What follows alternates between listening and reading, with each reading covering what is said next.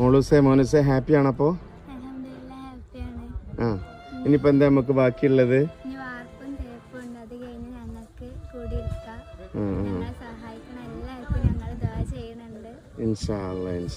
ഫ്രണ്ട്സേ, bullet മോനാണ്. ഇവരെ ഓർമ്മല്ലേ നമുക്ക്?